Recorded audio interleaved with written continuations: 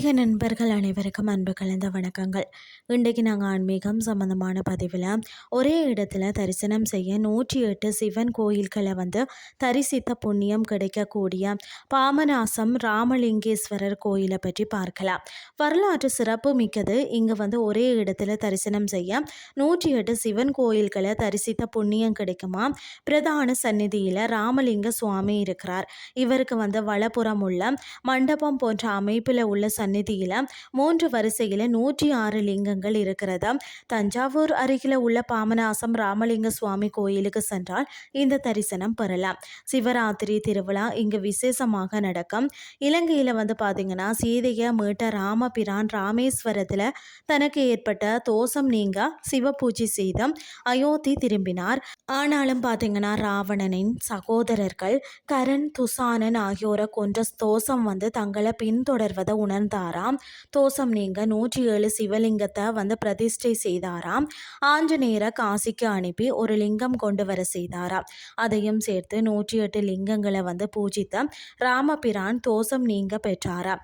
பிரதான சிவனுக்கு பார்த்தீங்கன்னா ராமனின் பெயரால் ராமலிங்க சுவாமி என்ற பெயர் ஏற்பட்டது. கும்பகோணம் அருகில் இருக்கக்கூடிய பாமநாசம் அருள்மிக ராமலிங்க சுவாமி திருக்கோயில் 108 சிவலிங்கங்களை ஒரே இடத்துல தரிசிக்கக்கூடிய தனித்துவம் வாய்ந்த தலமாகவும் காணப்படுகிறது. ராவணனை கொன்ற பாவம் நீங்கணும்னு சொன்னால் ராமர் சிவ பூஜை செய்த தலமாக இது கருதப்படுகிறதா. இந்த ஆலயம் தஞ்சாவூர் மாவட்டத்தின் பாமநாசத்தில் கும்பகோணத்தில் இருந்து சுமார் 20 கிலோமீட்டர் தொலைவில் அமைந்திருக்கிறது. பாமநாசம் ராமலிங்க சுவாமி கோயில் அப்படின்னு சொல்லுவாங்க. அதாவது சிறப்பம்சங்களை பொறுத்த வரைக்கும் 108 லிங்க தரிசனம். பிரதான சந்நிதியில் ராமலிங்க சுவாமி வீட்டிற்கு அவருடன் 106 சிவலிங்கங்கள் 3 வரிசையில் அமைந்துள்ளது. அனுமன் காசியிலிருந்து கொண்டு வந்த அனுமந்த லிங்கத்தை சேர்த்து மொத்தம் 108 லிங்கங்கள் வழிபடுகின்றன.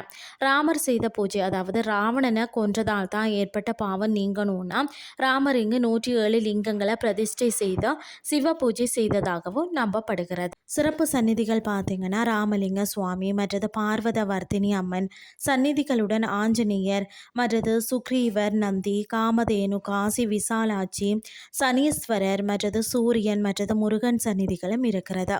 அதாவது திருவிழாக்களை பொறுத்த வரைக்கும் சிவராத்திரி, நவராத்திரி, ஐப்பசி, அன்னாபிஷேகம், மார்கழி, திருவாதிரை ஆகியவை இங்கு சிறப்பாக கொண்டாடப்படுகிறதா. இன்றைய ஆன்மீகம் சார்ந்த பதிவு உங்களுக்கு பிரயோசனமாக அமைஞ்சிருக்கும்னு சொல்லி நான் நம்புகிறேன். இதே மாதிரி மற்றும் ஒரு ஆன்மீகம் சார்ந்த பதிவோடு உங்களை சந்திக்கிறேன். நன்றி.